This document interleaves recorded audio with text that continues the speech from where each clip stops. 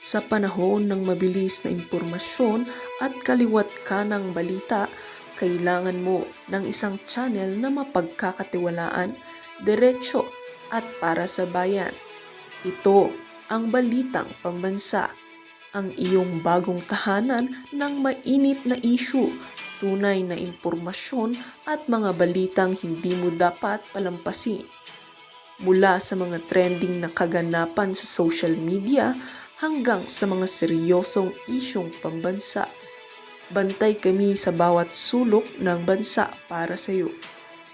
Hindi lang basta chismis, kundi validated news, mga impormasyon na may batayan at mga kwento ng tunay na buhay Pilipino.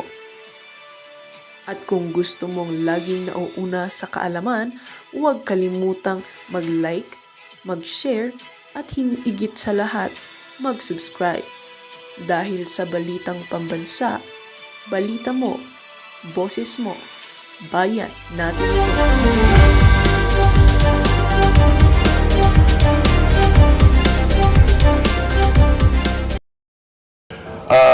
Of course, I'm saying it now, pero at that time when people would speak to me, ang sinasabi ko, ayoko na ang gulo. Which is totoo. Kasi 22, unity team kami, magkakasama kami. 23, nag-aaway-away na. You know, napunta na ako sa ganyang sitwasyon na puro away. And I know for a fact na nothing will move. Puro na lang bugbugan, puro tirahan. So, bakit ako pupunta sa ganun? Di ba? I've been, sorry pero naging So, did you want to be an MMDA chair? In 2022, sabi ni Presidente sa akin, Mike, sabi niya, where do you want to sit? Now, let's have a holdover, 1 year, ikaw na umupo. I think during their discussion, kasi sabi ko, of course, parang housing, kaya ko yan because I've been there 3 years, na kung ano man, no? So I spoke to, at the time, Secretary Jerry Acosar about it, and Jerry was saying, dito lang ako 1 year, ikaw na, ganyan. So anyway, naglagay ng tao na supposedly in-endorse ko in 2022. No, si Engineer Carlo Di Mayuga. So when he was there, and then later si Artes, wala naman sa akin yung non-issue. But in 23 nga, when I was people would talk to me about joining, going back to government. In fact, itong days recent nung nagkakagulo, kinakausap ko na naman, baka you want to be ganito. I don't want to say na it was a formal offer, o kung ano man yan, wala siguro yun, baka usap kaibigan lang. Pero bakit ako sasali sa ganitong kagulong gobyerno? And lalo ngayon, bakit ako sasali sa gobyerno? Narinig mo yun, Ante Claire? Narinig mo ba yun? Nasa matinong kaisipan itong mama na to. Hindi ho siya kagaya ni Ralph Recto. Hindi ho siya kagaya ng kung sino man inappoint ni Marcos Jr. Sa kanyang gabinete. Na dahil lamang sa pwesto, kahit na puro kakurakutan, puro kabalbalan ang ginagawa ng administrasyon para lang sila makakaching, okay lang.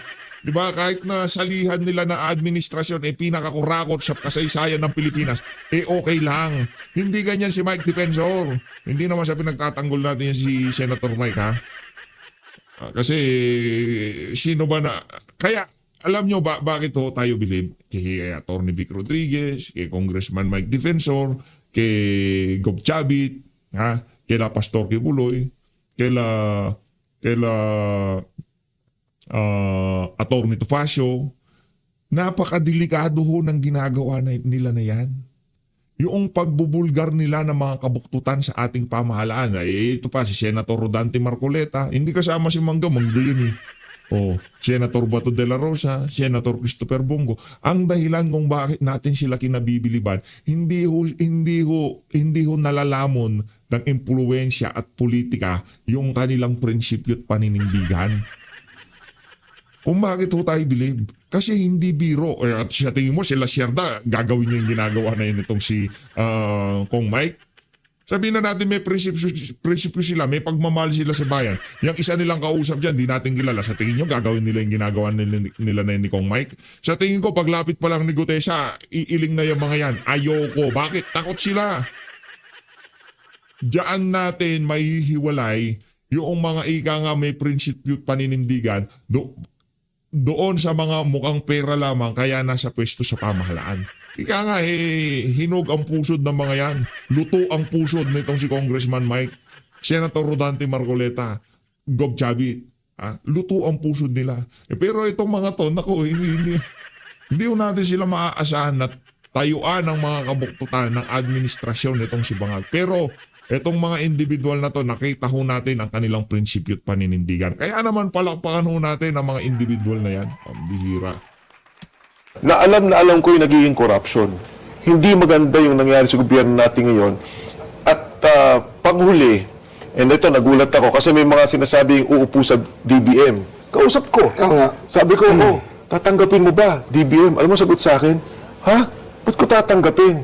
Baka bukas, baka lawa, bigla na lang ako tanggalin, hindi ako kinausap.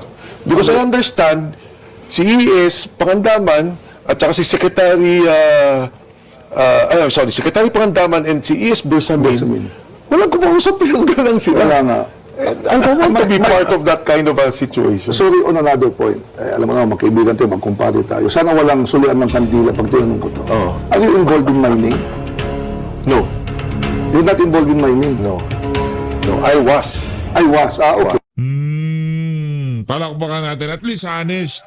Itong si Congressman Mike Defensor. Matindi itong si Mike. Matindi. Okay. Oo. But as former DNL chief, Yes. you were involved in mining during or after your stint After, as years DNL after. chief? Kasi nung umalis tayo sa gobyerno nun, if you recall, 2007, wala na ako sa government. Ito, open book to kasi listed company. I was invited to be the chairman of president of GeoGrace Management Corporation and eventually chairman of GeoGrace, which is a listed company. This was in 2010. Then I became chairman of Nihao, listed company also. Nihao Mining Company. Grace yan, di ba? Ha? Anyway, sige. Alam. So, ito yung mga involvement ko. So, from there, ako na yung nagtayo ng sarili kong company, yung Pax Liberal Mining Corporation. So, throughout all the years, until 2019, nasa private When sector did you ako. set up that mining company? Ha? When did you set it up? 2017? So when did you? So there's supposed to be a 1-year ban. Oh, I was out 2006. 2006. So because the accusations Alam that mo, you use your position to set up a Second mining Win, company. sana. Lahat ng binigyan ko ng pinirmahan ko, and you look at the biggest mining companies now, ako nakapirma. But I only got involved personally with my own company in 2017. And then you said that you're no longer connected to any No mining longer company. connected because naubos na yung natapos na yung aming operations doon sa Tawi-Tawi. I was in Tawi-Tawi in 2007 up to 2022, if I'm not mistaken. So, alam mo, lahat na itong paratang, natanggap ko yan. I'm going to answer it everything. Isa lang masasabi ko, pinaghirapan ko yan at wala akong nakaw sa gobyerno. Kaya ako nagpunta ng private sector. In fact, last elections, pinapatakbo ulit ako. Sabi sa akin, bumalik ka. Sa GIP, Sila Kong Pao Marcoleta, Senator, was offering me, I was being offered a district in another place, and isa pang party list, I will not mention, in-offer ako. Pero ayoko. Kasi nga,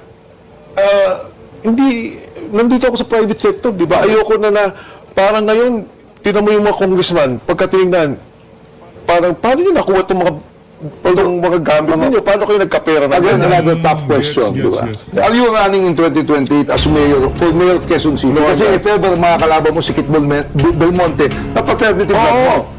Ito sinabi ko na publicly, before pa. Pag si Kit Belmonte tumakbo, Jogging ka lang. I will even support him. If Okay. Kit Belmonte will run. Okay. Pero pagka nakita ko, hindi, of course, ako sa ngayon ayoko talaga. Yeah. But I would hope na si Kit talaga patakbuhin nila. Pero ang balita nga, tatakbo ka, kaya ang gusto niya ilabas, si Kit, hindi ko alam tatakbo, ako kay Kit Belmonte, ako for mayor. Anyway, let's Yung sa'yo, pag tatakbo siya, babalingbing ka, pupunta Hindi, kasi Kit, just like the na ako. Gusto Kasi yung statement medyo... So but is your group aligning with Vice President Sara Duterte That's for a presidential 2028 campaign. presidential elections? Alam mo, layo ng presidential campaign eh. Hindi ko tinitingnan to sa presidential campaign or any other campaign. Tayong lahat may problema tayo. Diba? Lahat tayo. Pwedeng sa Liberal Party sa Dilaw, yung sinasabi nila sa pink, sa pula, yung mga Duterte na green. Lahat tayo may problema. In fact, yung mga dating unit team, diba? Lahat na nasa forefront kayo na nakikita ko, nakakausap ko, mga kasama ko nag-campaign dati. In fact, sinasabi ko sa kanila, doble kasalanan natin. Hindi lang tayo bumoto kay Bongbong Marcos, kumampanya tayo. Yun. So, trabaho natin ngayon na ikorekto Ano, kasalanan natin sa kanino? sa taong bayan. Ayun. Na kinampay niyo si Bongbong? Campaign. Unitim kasi kayo. Yeah, precisely. So, dapat tama. ngayon, lumabas tayo at i-correct natin itong problemang to. Dahil doble dapat ang effort natin to correct this kind of system. At hindi pwedeng magpanggap si BBM na wala akong alam. He has to At hindi ka rin address pwede this. magpanggap na hindi ka pagkasala. Ikaw naman. No, I'm not. Hindi, ito naman si, ang pangalan nito, ito naman si La Sierda. Ano mo, up to ano siya, kay Lenny Robredo siya, ganon? Gusto mo ganon? Hindi naman ganon, lutang yun eh.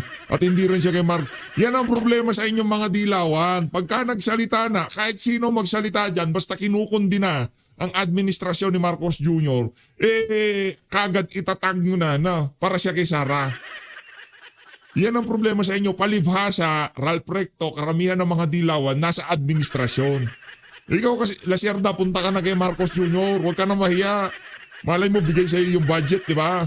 Una sa Sara Duterte? No, I was with them when they No, correct. campaigned. Let's talk about 2028. I'm not even thinking about But who is 2028. the most viable presidential Assuming, for candidate? example, Ay, si iba naman Cacerda. tanong yun. Hindi, assuming si Cacerda, umupo si VP Inday Sara ngayon. For some reason, nakaupo siya. And then, for some reason, yung fears ng mga tao na naging vengeful, tinira lahat, kaliwat kanan, hindi na-govern, why would you be for VP Sara in 2028? So, ang pinapoint out ko, I think we have to address this problem first. I-correct natin to, whether BBM resigns, Butataan si Lasierda doon. whether BBM is impeached. Let's address that. Now, if Inday Sara will not perform and will, as stated by some concerns, yung baka ito gawin niya, ibang usapin ng 2028. But as it is, huwag tayo mag-isip ng away ngayon for 2028 kasi tingin ko, doon tayo magkakamali. So, ang away Edwin, natin ngayon may That's the problema. Mike Defensor I know. Kaya bilib ako sa kumpari ko na to. But that's your... Nambola po, porque sabi niya, nagbigay ng regalo na good for 10 years talaga si Kuya. Oh, rekta tayo kay Auntie Claire, game. Ano na naman po mga hanas nitong si Auntie Claire dyan sa PCO, game. Po ako tumanggap ng inyong mga katanungan. Unang tanong po mula kay Christian Yusor, Ba't naka-green ka kung BBM ka? Yun muna tanong, isagutin mo, Auntie. Press, DZMM. Magandang umaga po, Yusek. Manghingi lang po ng update sa lagay po ng kalusugan ng Pangulo. Tuloy-tuloy po bang bumubuti yung kanyang kondisyon or kalusugan at may mga dagdag po bang payo yung kanyang mga doktor? Sa ngayon po ay masasabi natin maganda po ang kalagayan ng ating Pangulo dahil siya po ay kasalukuyang nasa meeting. At yun po, at marami po silang pinag-uusapan patungkol po doon at kung ano man mapag-uusapan may aari kong maibigay bukas dahil hindi pa po tapos ang meeting. Isang follow-up lang, ma'am. May mga lumabas din po kasing post online at sa social media over the weekend na nagsasabing ooperahan daw po ang Pangulo related doon sa diverticulitis. So, just to set the record straight, ma'am, and to clarify, ooperahan nga po ba or inoperahan ang Pangulo? Wala pong ganung balita na mabibigay po tayo dahil ngayon po ang Pangulo ay nasa meeting. So yan po ay fake news. Susunod na tanong po mula kay Ba, fake news daw ho yun mga kababayan na di daw uuperan. Ito ngayon ko lang nabalitaan yan ha. Ngayon ko lang nabalitaan ha. Dito lang sa video na to na meron kumakalat na balita na ooperahan nitong si Marcos Jr. Hindi ko natin nabalitaan yan. Ngayon, sinagot yan ni Auntie Claire, hindi natin alam kung bakit niya sinagot yan. Pero ang atin ho dito, wala ho tayong nabalitaan o mga balitang kumakalat sa mundo ng social media na ooperahan itong si Marcos Jr. Kung ooperahan, wala namang problema. Kung yun ang makakapagsalba ng kanyang napakasalimuot na buhay, wala namang problema yan mga kababayan. Ay, kung operahan siya, edi operahan siya. Kung di siya operahan, edi maganda. Kung nakikipag-meeting siya, edi galingan niya yung meeting niya. Maricel Halili, TV5. Good morning, ma'am. Ma'am, just to follow up, do we expect the president to show himself in public now that he's okay? Kasi Kailangan na ho natin ng proof of life.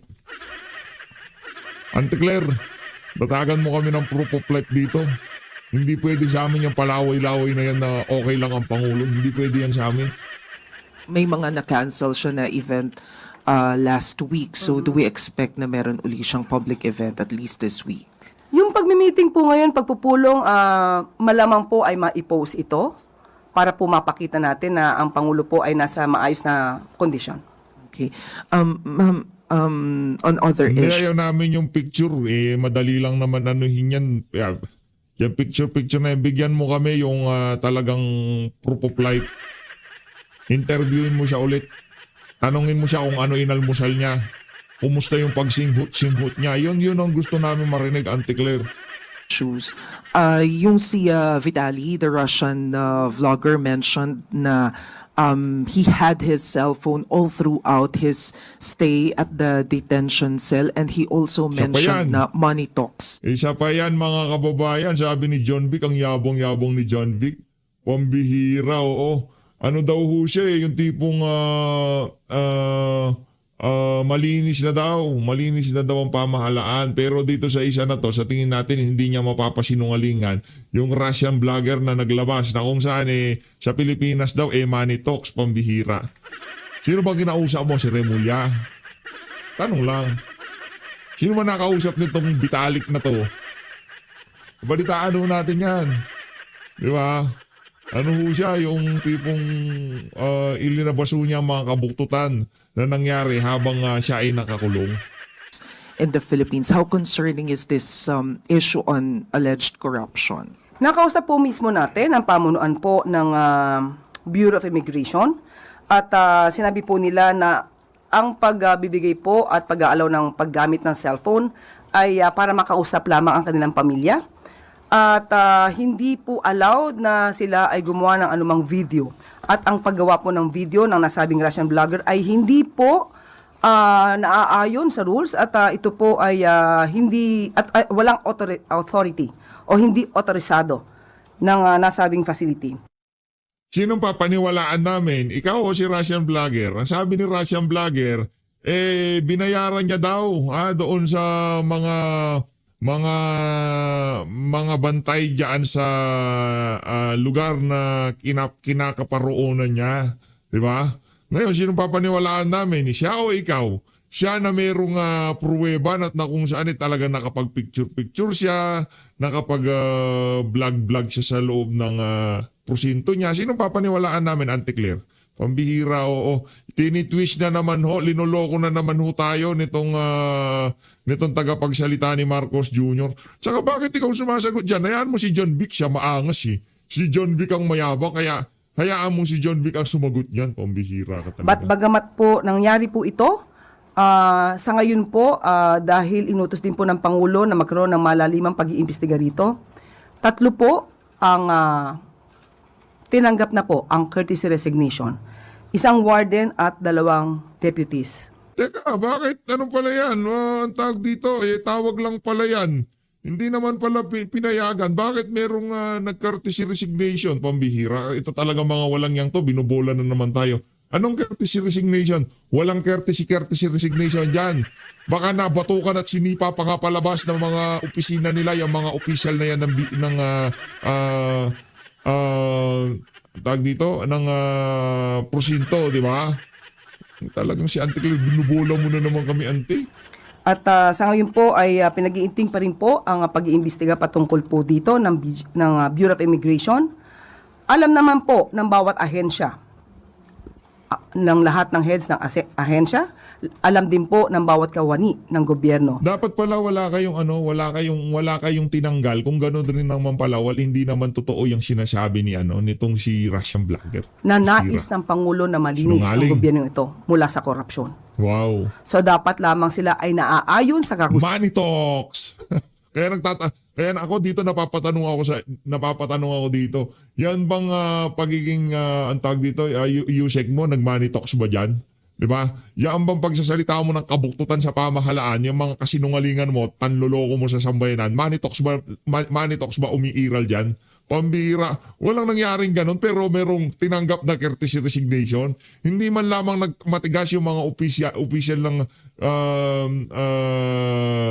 ang tawag dito, mga official diyan sa BJMP. Ay ang na yan na ang tawag dito ng mga linabas na yan itong si Russian vlogger.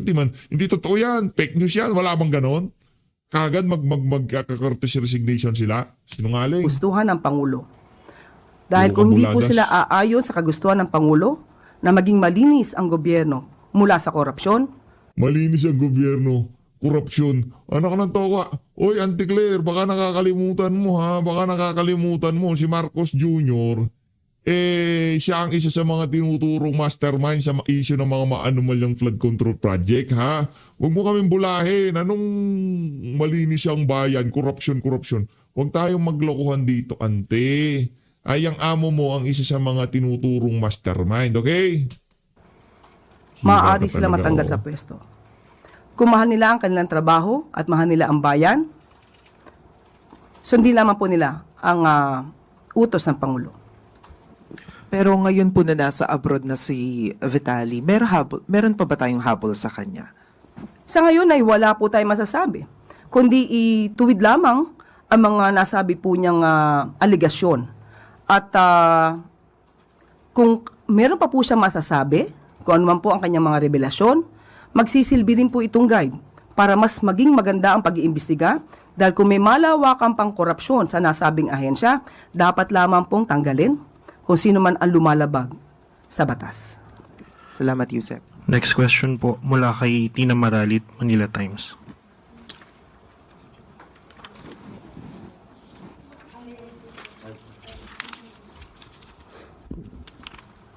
Hi, ma'am. Good morning po.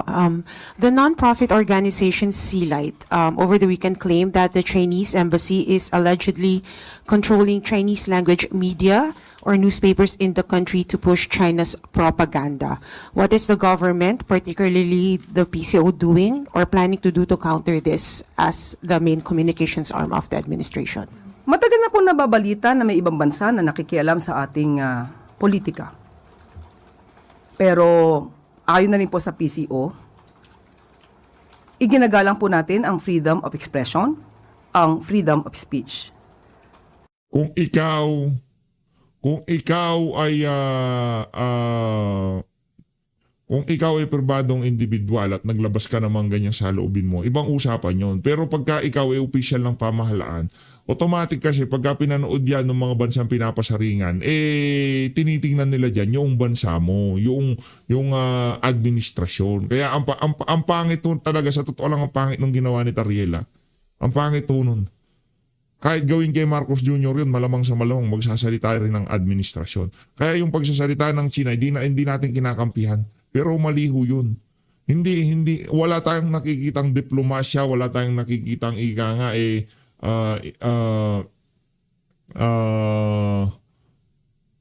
gusto nilang iresolbahin sa mapayapang kaparaanan kung ano man ang nangyayari dyan sa West Philippine Sea. Doon sa ginagawa nitong si Tariela.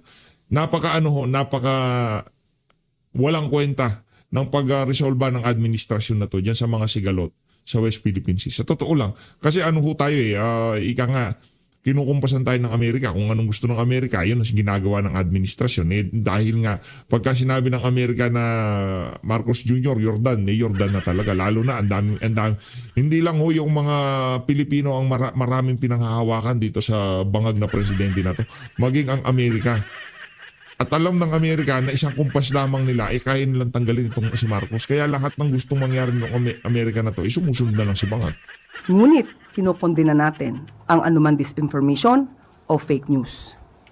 Sa ngayon po, nakikipag-ugnayan din po ang PCO sa DICT at CIC upang malaman po natin kung may mga authentic behavior at hindi sumusunod sa mga panuntunan. Muli, ang nais po natin ay transparency, masabi ang katotohanan at ito din po ang ating magiging bilin sa ating mga kababayan, maging mapanuri. Magkaisa po tayo. Ang dapat po nating ipaglaban at ingatan at proteksyonan ay ang interes ng ating bansa at hindi interes ng ibang bansa.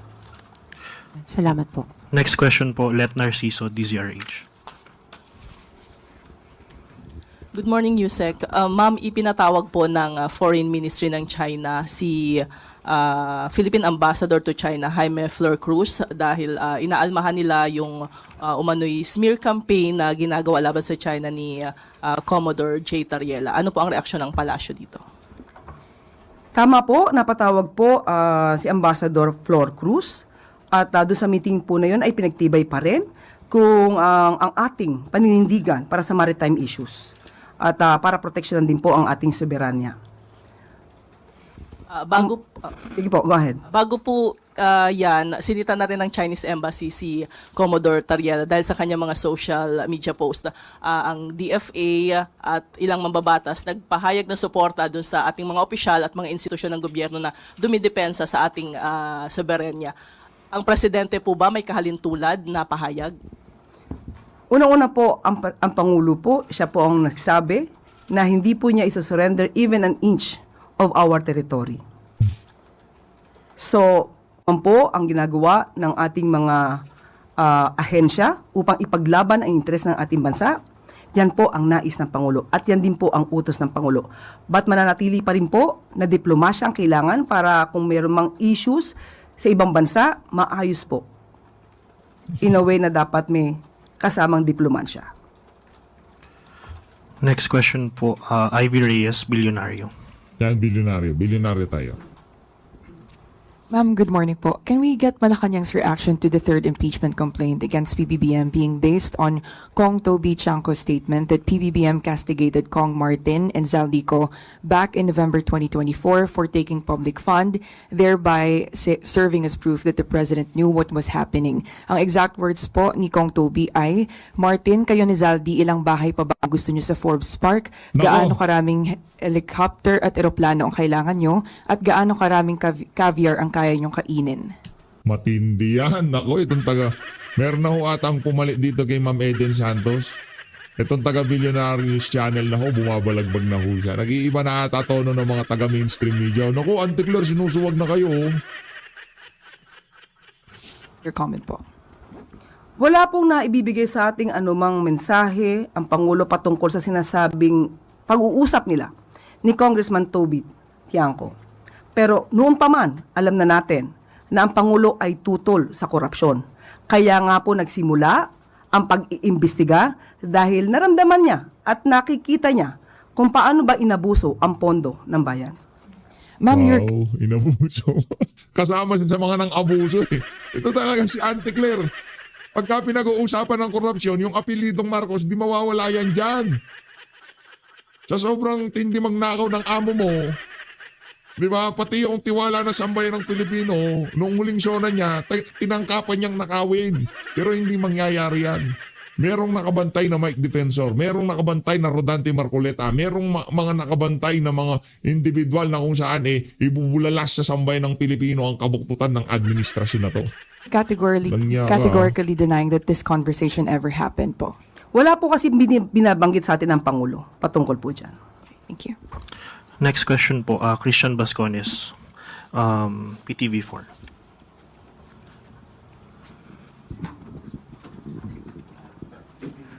Yuse, good morning. Sa kabila po ng paghihimok ng presidente sa BARM na magkaroon ng pagkakaisa, bago pa man ang halalan, nangyari pa rin ang pag-aambush sa alkalde ng Sharipagwak. Luckily, nakaligtas po siya. Now, what steps is the national government taking to ensure the safety of all local officials and to address political violence in Mindanao, especially po sa BARM? At ano po ang mensahe ng palasyo pagkatapos po ng pangyayaring ito? Una-una po, kinukondena po ng Pangulo ang nangyaring yan. At dahil sa kanya pong pag-uutos at direktiba, agad-agad din pong kumilos ang DILG, pati po ang PNP. At pinupuri nga po ng DILG Secretary, John Vic Remulla, ang mabilisang pagresponde ng Police Regional Office Bangsamoro Autonomous Region sa nasabing insidente. Mananatili po na palaluwigin ng DILG at ng pamahalang ito ang peace and order.